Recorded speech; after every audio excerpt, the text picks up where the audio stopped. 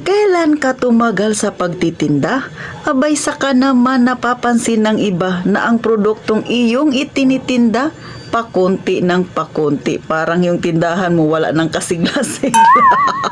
Bakit nga ba nangyayari yan mga kasari? Sa ating mga tindero-tindera, mayroon ba kayong kasagutan dyan?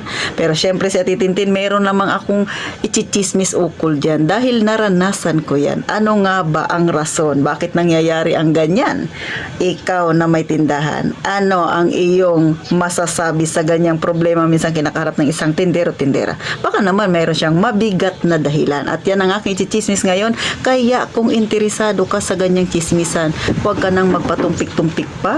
Abay, mag-subscribe ka na sa Palaway niyang Tindera. Sige naman, please. Huwag ka nang mahiya. Wala namang bayad yan, sisi. At eto na, umpisa na natin ang masaya nating chismis.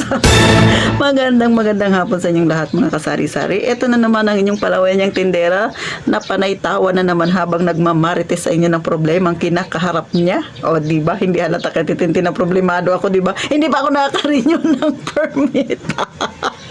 Pero syempre, relax lang sa Titintin, chill lang. Kasi kung iyakan ko yan, wala namang mangyayari. Hindi naman masusolve yung problema ko kahit magbukmok ako. Kundi madadagdagan lang ng kulubot si Ate Tintin. So, ito na, yung aking chismis. Bakit nga ba nangyayari, no? Kung kailan ka tumatagal, patagal ka sa pagtitindahan, saka naman napapansin ng iyong mga customer na iilan. Bakit, Ate Tin, nababawasan na ang iyong paninda? Oh, may rason nga ba? Alam niyo mga kasari, no? Sa tagal ko na sa pagtitindahan, ito talaga minsan yung mga dahilan. Oh, bakit? Kapag ka tumatagal ka na sa pagtitindahan mga kasari, syempre, natututo ka na kung ano ba talaga ang dapat mong itambak sa iyong tindahan na paninda at ano ba yung mga panindang dapat mong alisin o kaya naman pwedeng bawasan. Gaya ng sabi ko, no, nung ako ay nagtitindahan, syempre wala pa masyadong nag-guide sa'yo, bagamat may kaunting background ka, nag-research ka, pero iba pa rin yung pag-actual na nangyayari sa'yo, no, mga kasari, no, yung ikaw na mismo ang nandyan sa pagtitinda, o, diba?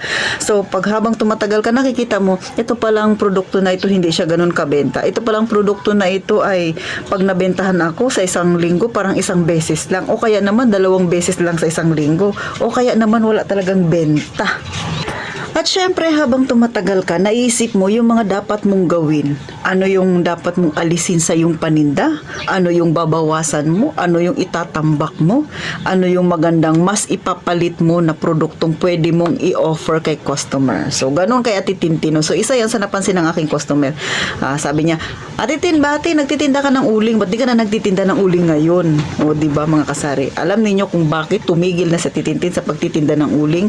Number 1, una talaga, no, tumaas ang uling. So parang dati nag-abot na siya ng 220 isang sako, tapos hindi pa masyado puno, at ang masaklap pa, no, mga kasari, ay maraming durog. So hindi mo naman pwedeng ibenta yun kay customer yung durog kasi hindi naman nila yun din bibilhin, di ba?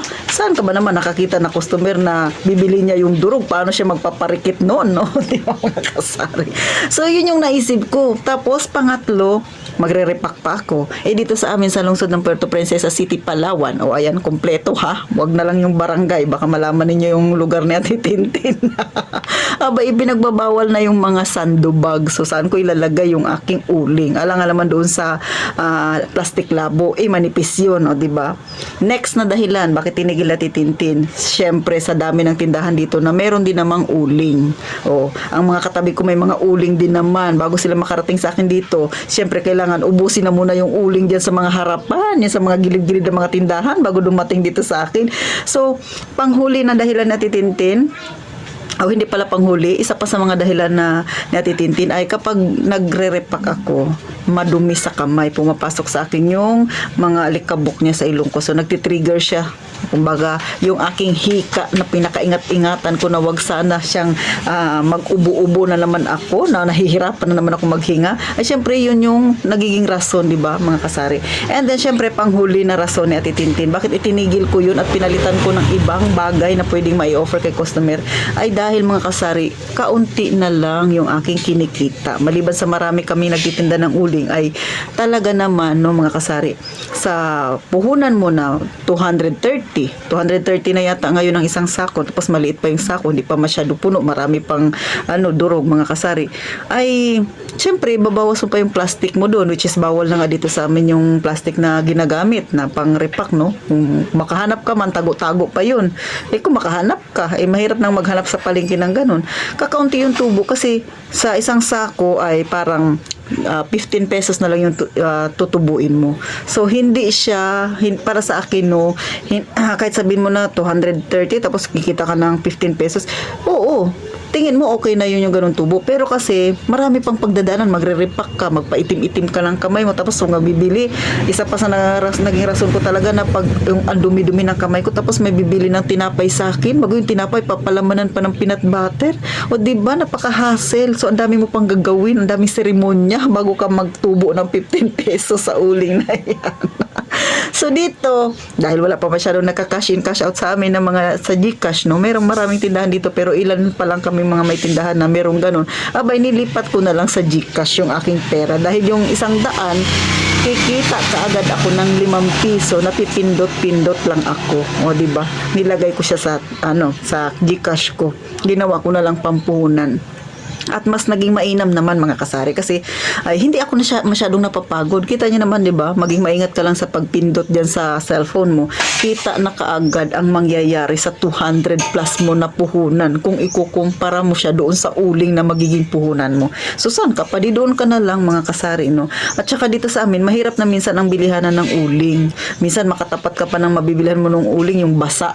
O magrereklamo si customer, bakit daw yung uling niya hindi madinga. So simpleng mga kadahilanan lang itong mga kasari. Pero isa yan sa nagiging rason. Bakit ka pupunta sa isa pang produkto na medyo matatagalan yung pag-ikot ng pera mo? Bakit hindi na lang doon sa mas madaling pamamaraan? Nakikita ka at mas malaki pa ang kikitain mo. So ito, simpleng lang niya titintindok, paliwanag. Bakit nangyayari minsan sa isang tindahan yun? Kasi minsan ang tendera nag-a-adjust din yan. Ano ba yung mainam na ilagay sa kanyang tindahan? So kagaya sa akin, yun yung isa sa napansin nila, mga kasari na wala na yung aking tinitindang uling. Pero sa totoo lang, no, nagdagdag ako ng iba pang pwede kong ibenta sa mga customer ko. Kaya naging mas mainam pa rin mga kasari na wala man yung produkto na isa sa hinahanap nila. Pero sa totoo lang, no, hindi na rin ganoon kadami ang bumibili ng uling dito sa amin. Kasi syempre, marami na rin namang pagpipilian, hindi lang uling, di ba? Nauuso na rin yung butane, o di ba? So, bakit pa ako makikipagkompromiso na ang tagal-tagal bago ko kitain yung 15 pesos, samantalang kung ipapasok mo sa GCash, pipindot-pindot ka lang. So, kayo mismo, mga tindero-tindera, kayo ang nakakaalam kung ano yung pwedeng magandang gawin sa iyong tindahan. Kung maganda ba yung ganitong klase. Maganda bang palitan yung isa sa mga produkto ninyo? Mas kikita ba kayo kung papalitan nyo ng ganitong produkto na may offer nyo kay customer? So, syempre, ibabalance nyo rin. Ito, pinapaliwanag ko lang, no, mga kasari. Baka kasi yung ibang mga kasari natin, inisip nila, takot akong gawin niya natitin kasi sayang din. Ay, nasa sa inyo. Pero sa akin, no, hindi siya naging sayang kasi mga kasari, ako lang mag-isa sa tindahan. So, ayokong ubusin yung oras ko sa pagre-repack ng uling. Kasi sa pagre-repack pa lang, ang tagal-tagal ko bago matapos, mga kasari. Tapos, ang dami-dami ngang pagdadaanan bago ako kikita ng 15 pesos na yan. Siyempre, kung bibili ka ng uling, ilalagay mo siya sa isang lugar. So, pagod pa yun, magbubuhat-buhat pa ako, no? Kaya, yun na yung aking naisip na hindi na ako magtitinda ng ganong produkto. Pero may mas na-i-offer ako kay customer na maganda, pero mas naging okay siya kasi dito sa amin marami namang estudyante, may maraming nagka-cash in cash out, so mas madali yung pera, mas madaling mapaikot ang aking maliit na puhunan. Hanggang dito na lang si Ate Tintin. Simple man itong pinag-uusapan natin mga kasarino, pero ito ay real talk, talagang nangyayari ito. At syempre, itong sinasabi ko na ito, para lang ito sa mga may tindahan kagaya sa akin maliit. Kung ang tindahan mo malaki, hindi ka paras kay Ate Tintin. Kasi ako ay pangmasa, dahil pangmasa ang aking negosyong maliit mga kasari. So hanggang dito na lang inyong palawan yung tindera. Yung aking mga sinasabi sa inyo ay uko lang yan sa aking experience mga kasari. Kayo mismo, no? Pakiramdaman nyo rin yung inyong maliit na negosyo. Maganda ba ang ganitong produkto? Sa tingin mo ba, kung aalisin mo yung produkto, papalitan mo ng ganito, mas kikita ka ba? Kung hindi ka naman kikita, ay huwag muna. Mag-isip muna ng mga bagay na pwede mong ipalit doon sa produktong aalisin mo sa yung tindahan. Baka nga, mas malaki pa ang kitain mo kung sakali. Nakakuha ka ba ng kaunting idea? Kaya paano? Magkita tayo sa sunod na vlog na Tintin. Gaya nga ng palagi kung sinasabi, huwag mong kalimutan mag-subscribe. At syempre, mag-iingat tayong palagi, mga kasari.